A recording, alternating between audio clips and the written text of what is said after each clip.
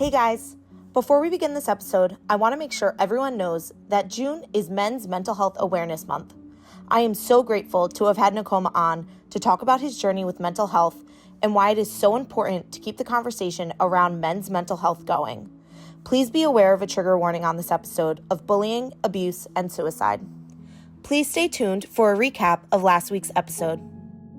We have our very first, very special premiere male guest. I have my friend Nikoma Ortiz here with me. I know personally, whenever you come into the room or we see each other, it feels very, like you said, gentle, and it feels very safe. One thing that you have told me that really kind of helped shape who you are is you were raised by women. Yeah, A tribe of women. a pack of women, as I like to put it. Yeah, I saw a lot of abuse in my life, early in my life, both physically and mentally. And so he was kind of emotionally abusive to me. All of that experience has made me lean more into being me, I think. And, like, I didn't realize that until later. Yeah. Probably later in my 20s, even like early 30s. Like, there's never been a day in my life where I didn't feel like a man. I would say, honestly, my struggle with mental health started even before my teens. My first experience with bullying was definitely in school. Like, immediately. Wow. Like probably first grade. I got beat up every day of my life. So it started young for me. I mean, we talked about this. My first threat for suicide was I was in third grade, which is, heartbreaking to even say, Yeah. because I feel for, how old are you in third grade? 7, 8? Eight or Yeah. 9. I was young. I was always young for my grade, so I was probably 8, something like that. I remember my teacher looked at me like, "What did you just say?" Like, blown away, kind of, that, like, I literally said out loud, like, I don't want to be alive anymore.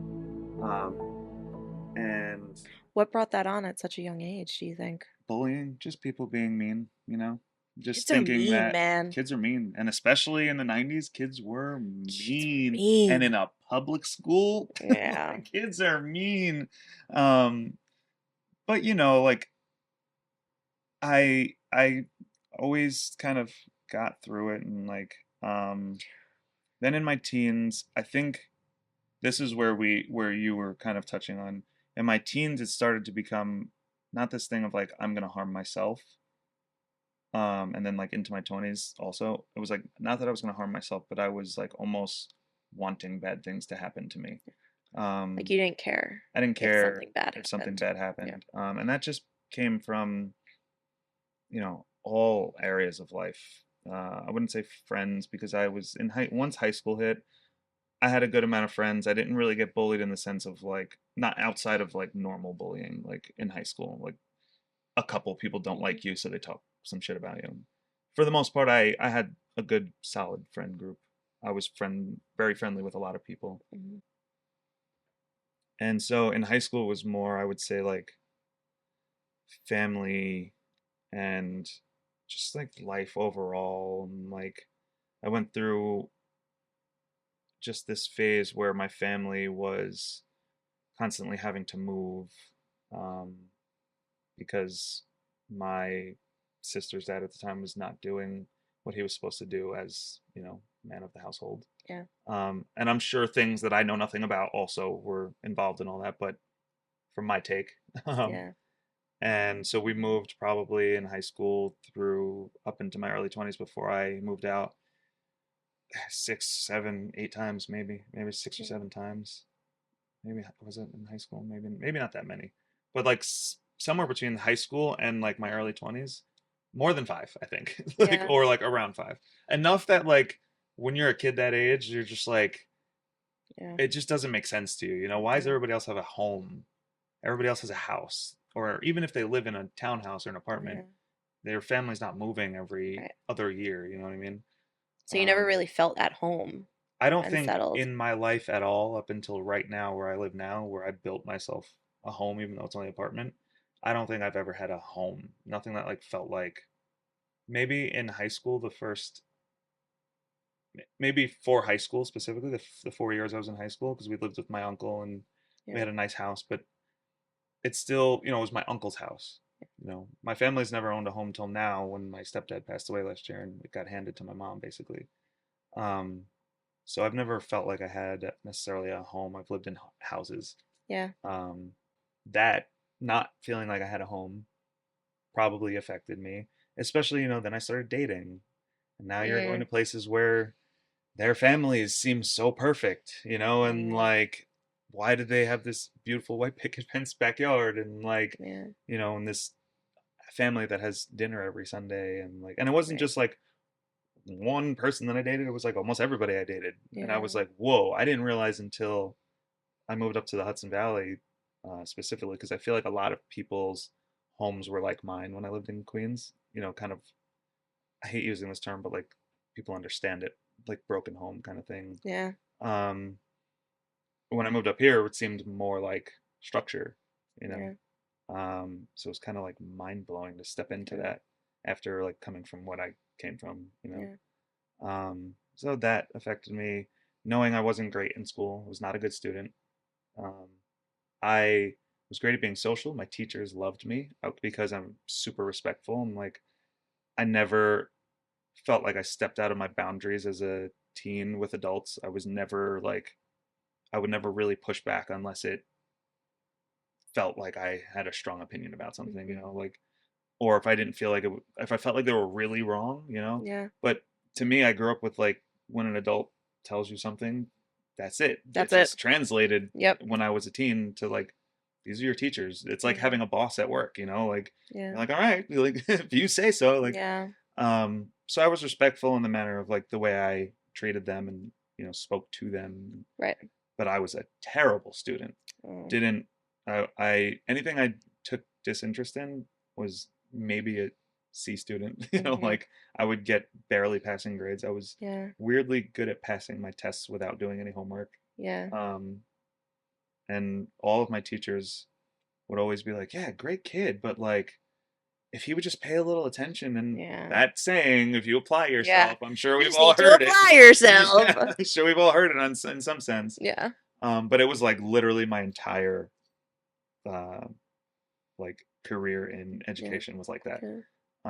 So that affected me because I felt like I was going to be a loser, Then you come out of high school. I went to a year-long audio engineering school, quit that because I didn't love it.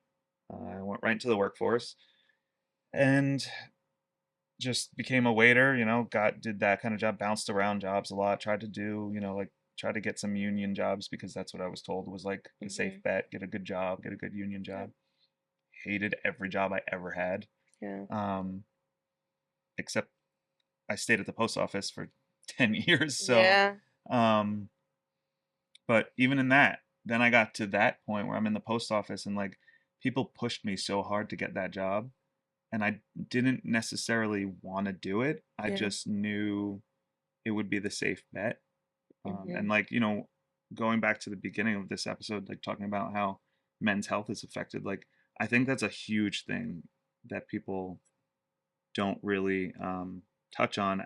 We touch on a lot of things with mental health, but like this idea that men have to be a certain thing by a certain age, and like, you need to be making this amount of money by this age and you need to be able to provide. I was just going to say to be able to provide and like. And it's like, for who at 21? Yeah. Who am I providing for? Who are you providing for? Do something with your life that means something to you at 21. It's also interesting because like at 21, I'm pretty sure my parents were married. Yeah. And and like getting ready to have their first kid, but like that's not how it is anymore. It's not. Yeah. I mean, you're still a baby.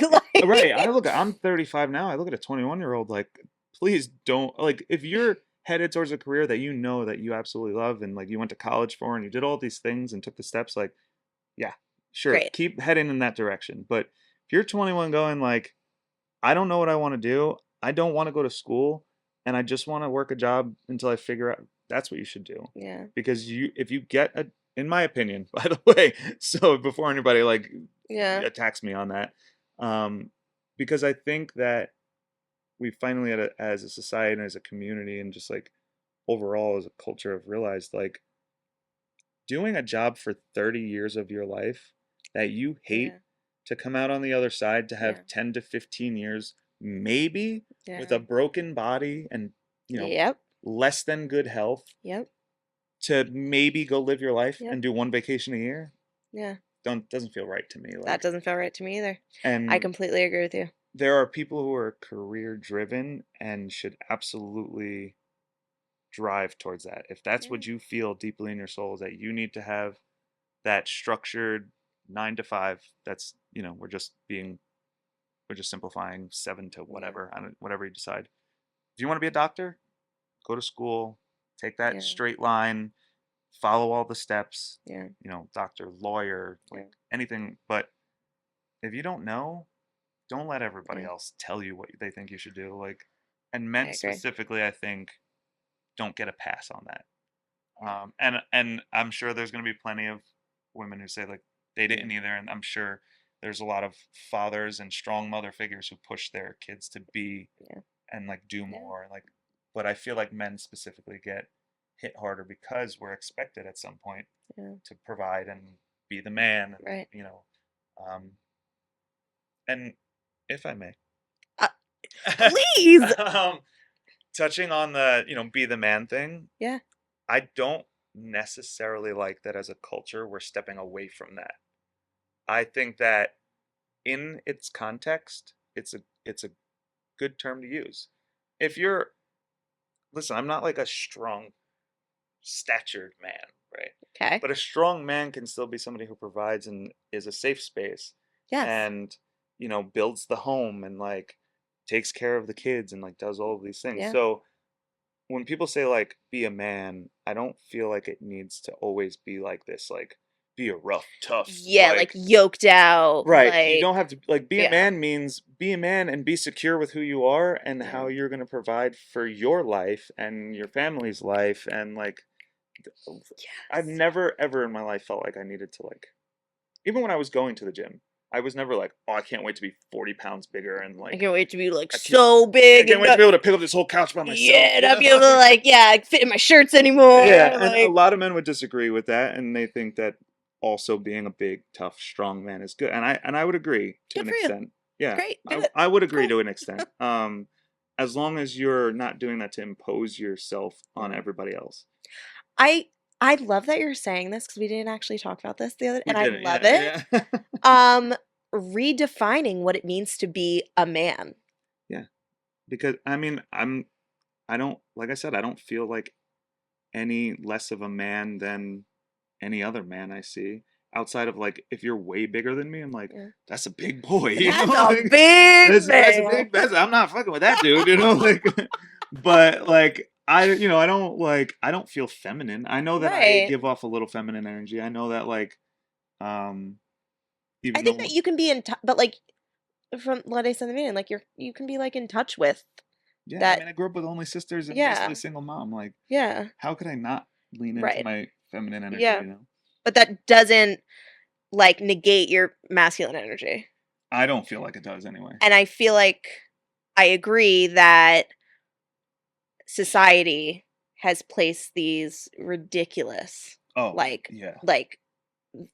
whatever it is, like these ridiculous norms, quote unquote, new restraints. Like on how you're supposed to behave. And it never goes in the middle. It's always like, for years, forever, I mean, even the way we grew up is like toxic masculinity was a thing. Like it still is a thing. But now we're trying to instead of finding the middle ground, it's like now we're trying to push back on you can only be like a big, you know what I mean? Like it's like find the middle. So Nikoma, I love what you're saying about redefining the norms of what it is to be a man. Like I think that that's super interesting, and I think that it is something that we all need to be more conscious of. Especially, I know you play a big role in the way men are absolutely. Men are brought up. And, absolutely. Men become what their mothers kind of raise. Also, it's not just fathers. 100%. Or lack thereof. Yeah, 100%.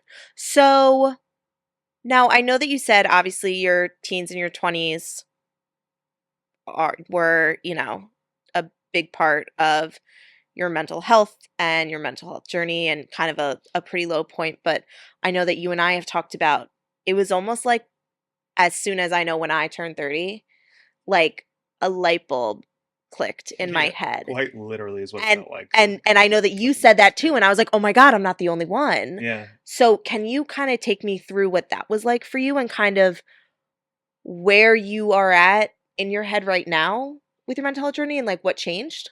Yeah. Well, so going into my late 20s is when I started my photo journey back up, and so that was a whole thing. And then going into my 30s, we kind of touched on it. I at that point had just recently called off a wedding.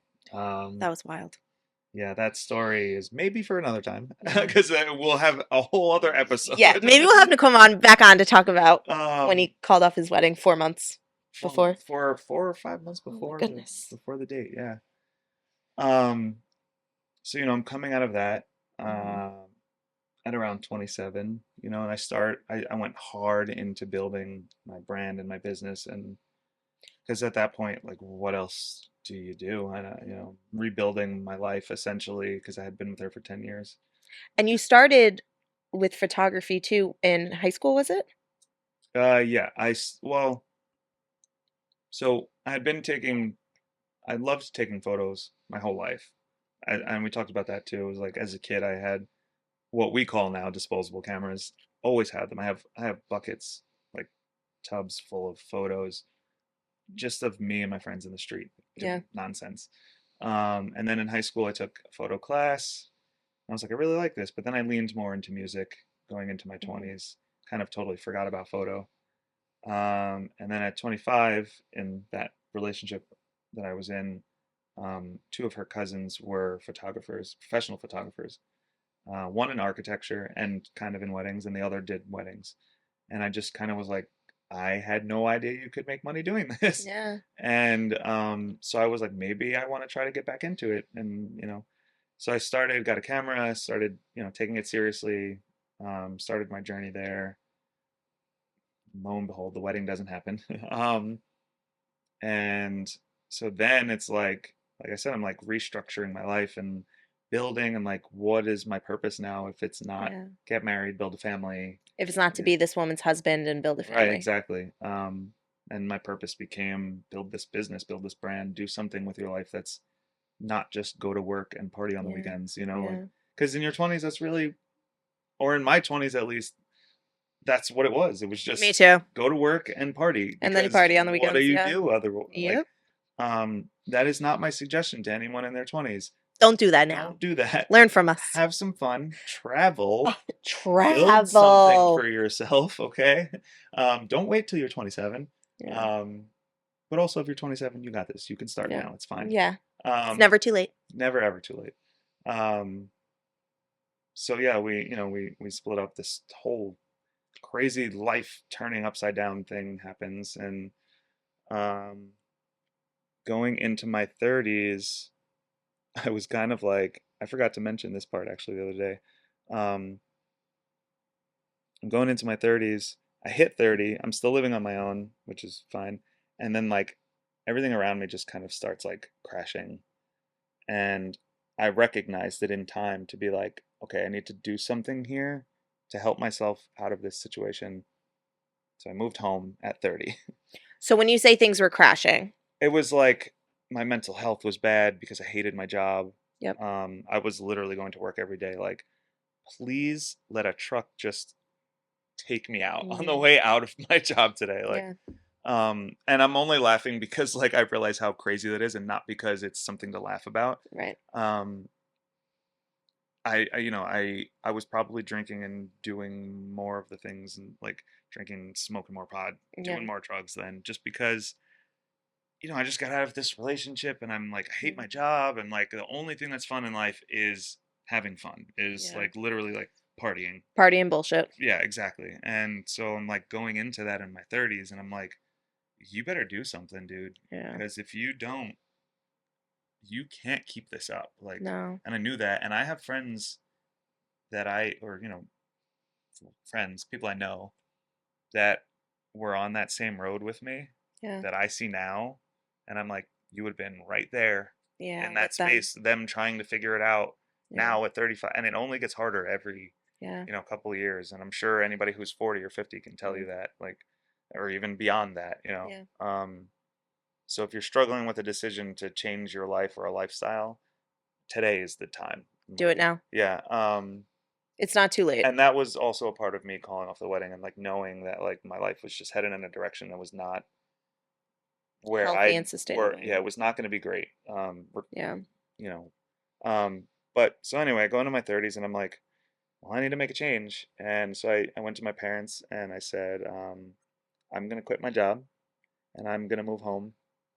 And they were like, excuse me?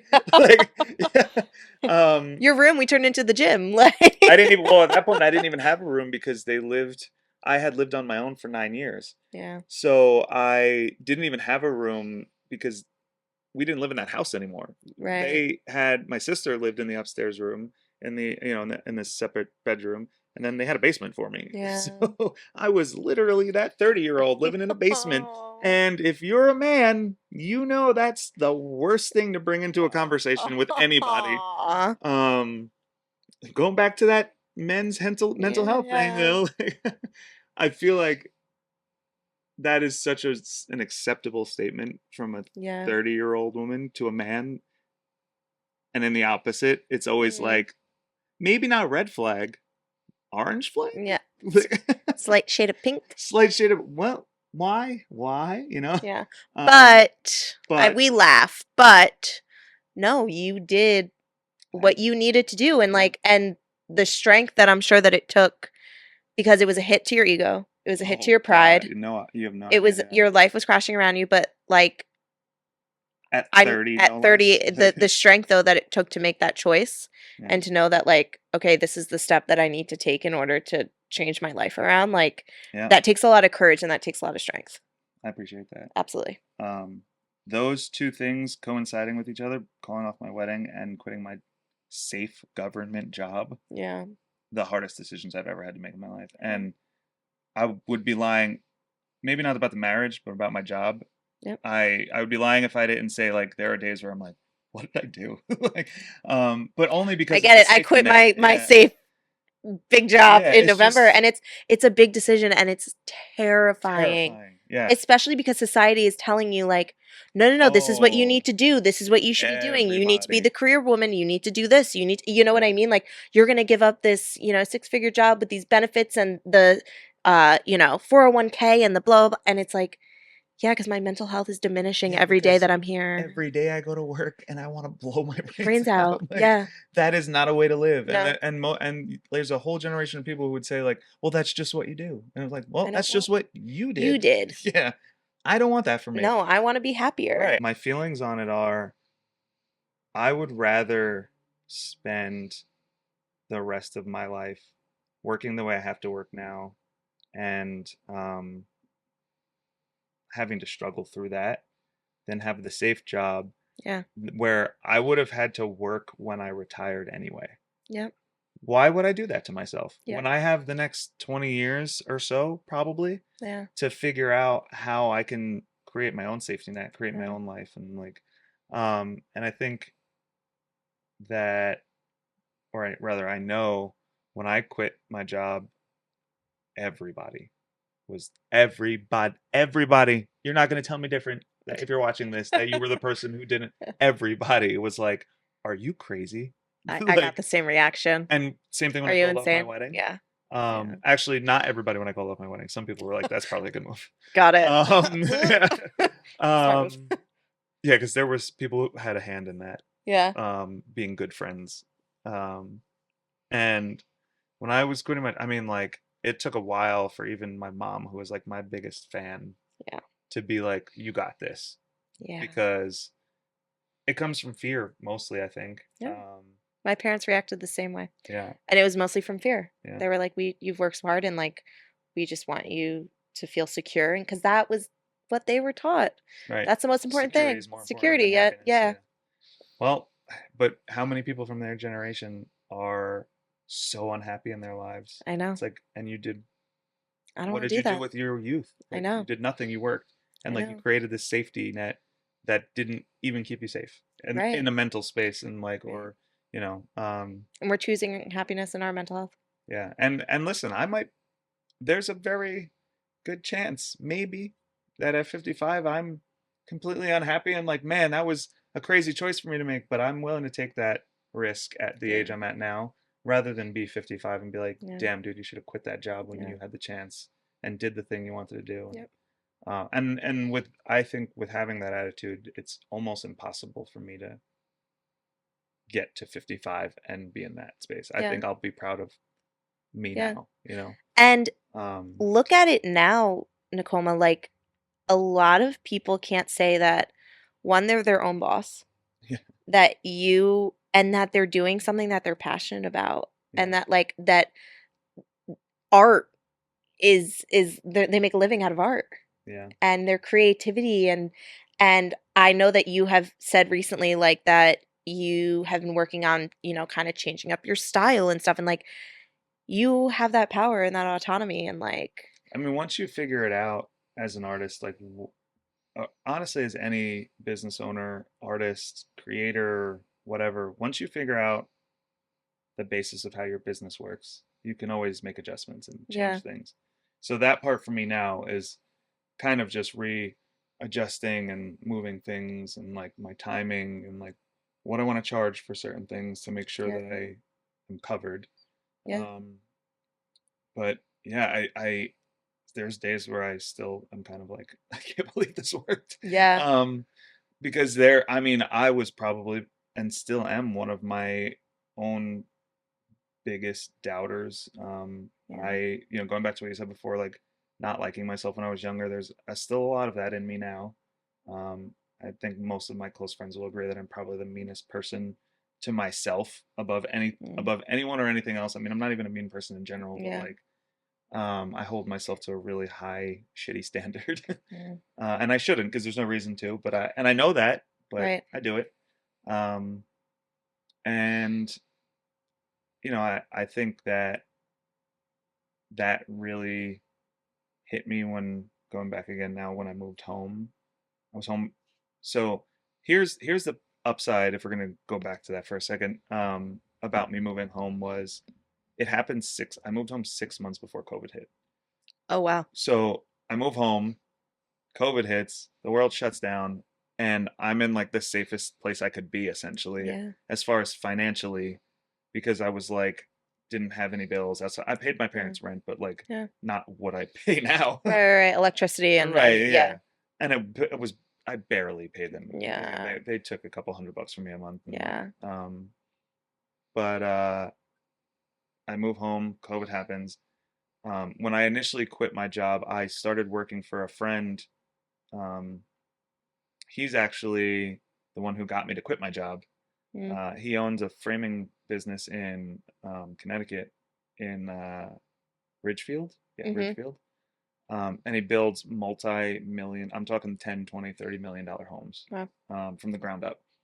And he had this idea to build this media company around like recording the process of the homes being built. yeah, Saw my progress as a creator over like a couple of years just on Instagram, um, and hit me up.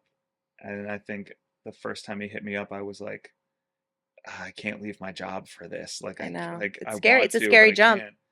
And then hit me up again 6 months later and was like, I'm trying again. Like, yeah, we had a meeting and I was like, if you can pay me, I don't even remember what I said, X amount more than what I make at the post office to cover my, paid time off, yeah, like, because I wasn't going to have all that, um, then I'll do it. I'll quit my job. And he was like, done. And I was like, let's do it let's again. go, And then I think, like, I don't remember how much longer later, but like maybe 2 weeks later, I went and quit. wow, 6 months later, COVID hits. Um, in that 6 months before COVID hit, I was basically running a business that he was financing, wow, um, which I had never done before. yeah, And it was exactly what I do now, but yeah, just niched around homes right, being built. Um, so I learned so much in that 6 months. Also, yeah, shout out to Chris for believing in me and giving me that opportunity because we love you, this is a person who came from he was a foreigner here. His yeah, family came here from Poland. cool, Sorry if that's wrong, Chris. um, His father died when he was 13. Yeah. He becomes man of the household, Yep. has to get good grades, has to go to school, has Mm-hmm. to do something good with his life now because his family's here and like they know nothing, um they know nothing as far as like they're new to the US, like, had to work hard in his 20s, just got a job like right out of high school, built this multi-million dollar company for himself, and then sees little old me, that he knew from high school, and is Yeah. like, hey man, I believe in this thing you're doing, and That's gave me a incredible. shot. And so COVID hits, we have to shut everything down for that 3 months. Yeah. And in that 3 months, I just kind of spent the time to figure out how to do it on my own. Yeah. And when they started kind of reopening things again, he said to me, I can get you in like 1 or 2 days a week and pay you for that. And I was like, it's not worth it. Like, I won't make enough to cover what it's going to cost for me to. It was a Yeah. lot of traveling. Yeah. And I was like, I got what he was trying to do. He was probably just trying to get the role going Yeah. again. But I would have also lost unemployment at that point, which I was Yeah. making more on. Yeah. And so I told him, I was like, I think I'm gonna try to do this on my own, man. Like, I appreciate that you gave me Yeah. this and you took this chance on me, and he was definitely annoyed at first, I think. Yeah. But we talked like a year later, and he was like, if you had gone back to the post office, I would be mad. He was like, but because you're still doing this on your own, Yeah. he's like, I could care less that you didn't come back and work He for like me. helped you believe in yourself. Yeah, he pushed that you could me do it. to be essentially what I'm doing now, like to be able to run my own business. And it was so funny, is like we're the same age, Yeah. but just from totally different backgrounds, and like Right. it shows like I had father figures in my life, right? Yeah. And it shows how like my life was affected by these people who were not great father figures. He had no father figure at all. Yeah. And still became a really good man, and now Yeah. he's a great dad and a good Yeah. husband, and like so how you're brought up can really affect Yeah. the man you turn into, one way or the Yeah. other. Absolutely. So yeah, shout out to Chris for believing in me. Yay. We And I love actually you. ran into him again like 6 months ago or something, just like in a parking lot Yeah. somewhere, and we're still cool. And like, it's just nice to know that like when somebody gives you that opportunity, even though you couldn't reciprocate with as much Right. energy as they would have liked, they appreciate what you did and like how it turned around. And Nikoma, here it's not to say that maybe one day you'll do that for someone else. I would absolutely think that I Yeah. would do that for somebody else. And somebody kind of messed me up with this thought, and I hope it doesn't mess anybody up in the way that it did me at first. It was actually Chris, the guy that gave me the opportunity. He said to me when I ran into him, we were talking about how my business was doing, and I said, I feel like I've been doing this for so long, it should be doing so much better. And he said, well, you know the 10-year rule. And I said, yeah, you should be doing something for 10 years before you feel like it's going to make a big difference, and in business anyway. Or it's usually like 5 to 10 years, depending on how much effort and work you put into it. And I was like, yeah. And he was like, well, when did you start your business? And I was like, it had been that year or whatever. I was like, this year. And he's like, so you're just starting. Yeah. And I was like, it's so true, but it's give yourself some grace, yeah, Nikoma. So I was like, I'm being so hard on myself because I'm like, I've been chasing this for 10 years. I haven't been a business owner for 10 years. I've only been a business owner for 3.5 years. So sure, you were at the point that I created the business, I was an intermediate to pro level photographer, but I was not a pro business owner. I'm still a baby in the business owner space. And so I'm trying to find ways to make the business still work properly and make more money for myself. And and so it's it's a process, and we're working through it. It's also interesting too, because it's those like unrelenting standards Oh God, of yourself. And like I so that's something that I talk about with my therapist. Are these like unrelenting standards for perfection. And it's like that's something that like I have to, and we talked about this too, like giving ourselves some grace. And reminding ourselves that it's okay. It's okay to give yourself on top every day. Yes, it is okay to give yourself some grace. Like if I were to tell myself even 5 years ago, 30-year-old me, that yesterday I got to photograph Papa Roach. Like, that was insane. That was insane. 5 years ago, I would have been like, what? What? Like, no Are you chance, even you gonna know? be in the Like, same room as Papa Roach? yeah, like, and it's it's not such a huge deal. It's not Yeah. gonna make a huge deal in my career Yeah. by far, I'm sure.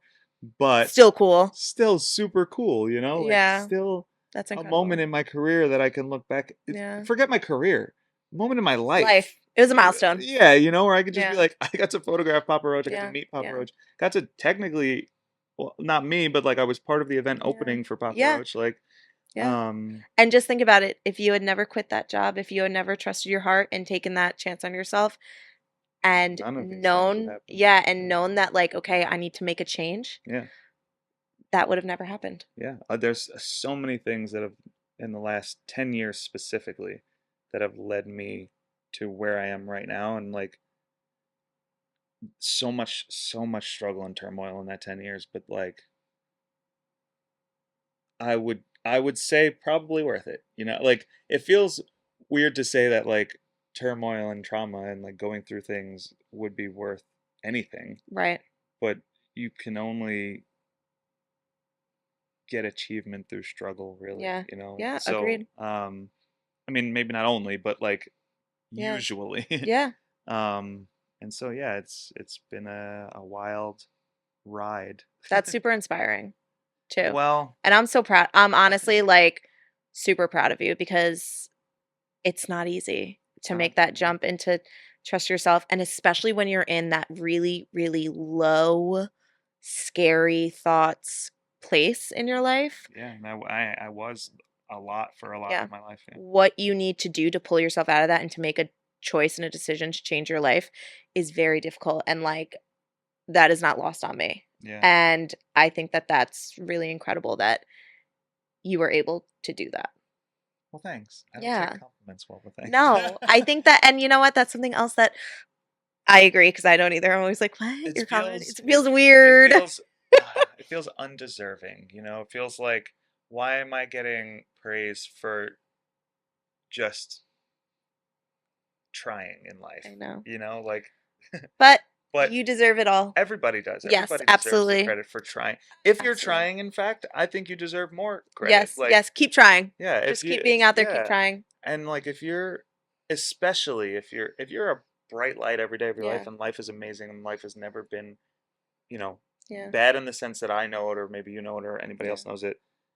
That's amazing, but especially if you're in a dark space, if energy wise, physically, if you're in a bad, you know, atmosphere, like Yeah. where you live, who you live with, In a family relationship. members who you're in a Yeah. relationship with, like you kind of, um, you have to go through that struggle and push through it, and you have to try, because you'll only stay in that space if you Yeah. don't. Like, Dear God, don't stop trying. yeah, don't Just stop keep trying.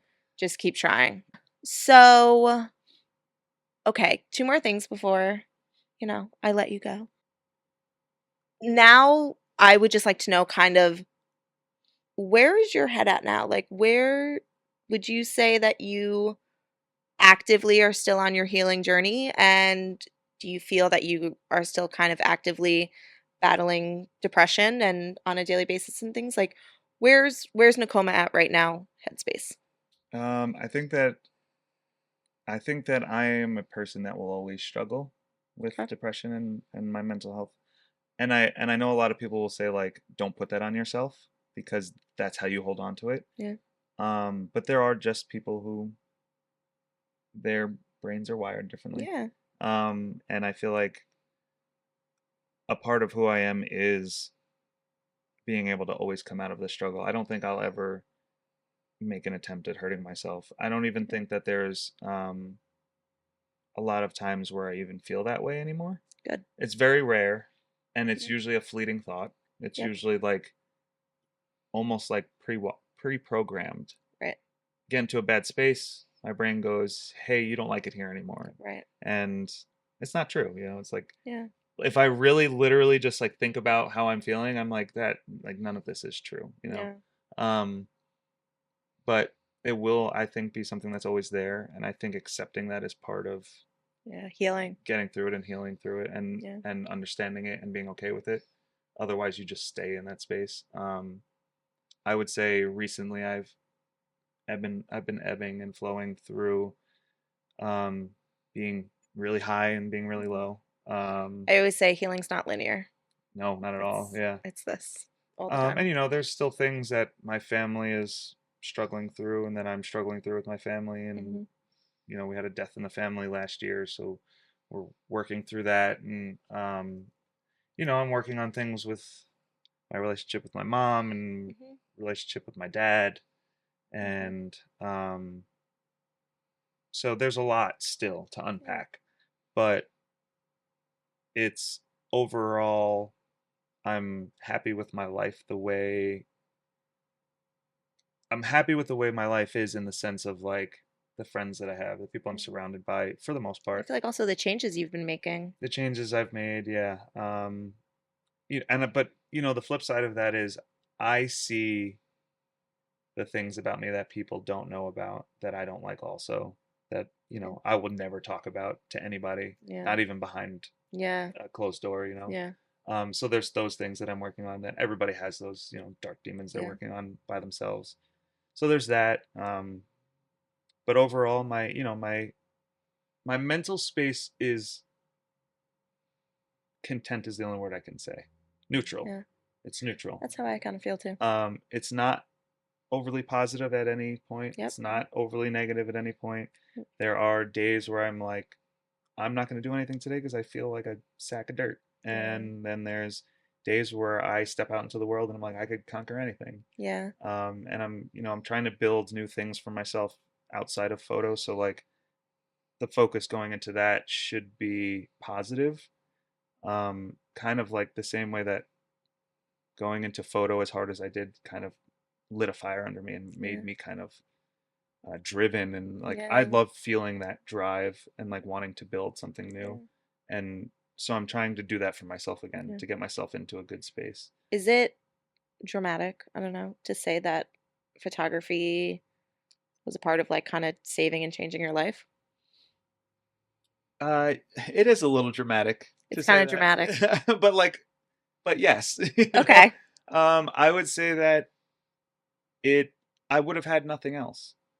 Yeah. Like, what else was I doing? I wasn't doing anything else that was for me. I was only Yeah. working. I was working at the post office. I was working a bar 2 or 3 nights a week. I was Yeah. Ubering, and then I was taking photos. And Yeah. it was all to get me to where I am now.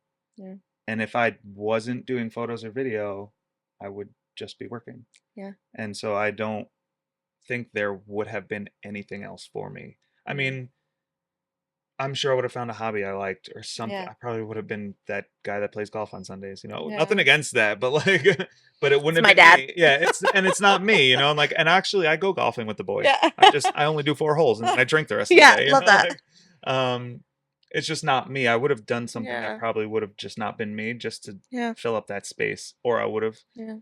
dove deeper into drugs and alcohol and Yeah. like because that was my way of having fun and doing something fun. Right. And it's like, what else is there? Like, Yeah. um, and I actually, I see this in my friends who are not artists, where they have their solid jobs. They all work union jobs for Hmm. the most part, and like, they have their homes and their families, and they're great men, good husbands, good fathers, and like, but they're like, now what?